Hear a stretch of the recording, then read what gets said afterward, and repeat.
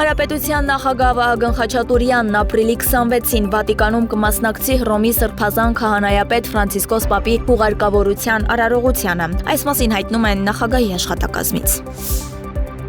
Միացյալ Նահանգները սպասում է Հայաստանի հետ ռազմավարական գործընկերության շարունակությանը։ Այս մասին ընդգծել է ԱՄՆ նախագահ Դոնալդ Թրամփը Հայոց ցեղասպանության 110-րդ տարելիցի կապակցությամբ արված իր ուղերձում եւ հավելել՝ միևնույն ժամանակ շարունակում են ձգտել կայուն բարգավաճման եւ անվտանգության։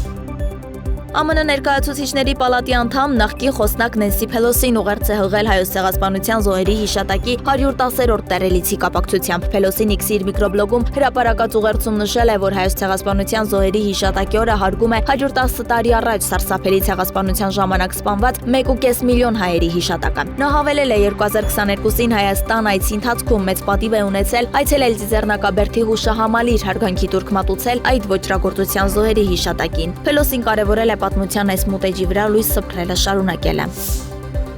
Կանադայի արտգործնախարար Մելանի Ժոլին նշել է, որ զոհերի հիշատակին հարգանքի տուրք մատուցելը նշանակում է հիշել պատմության մռայլ էջերը եւ պարտավորություն ստանձնել կանխելու նման ոճրագործությունների կրկնությունը։ Կանադայի արտաքին գործերի նախարարը հավելել է, պետք է շարունակել պայքարել ատելության, շղթողականության եւ ծայրահեղականության դեմ եւ պաշտպանել Կանադայի արժեքները տանը եւ արտերկրում։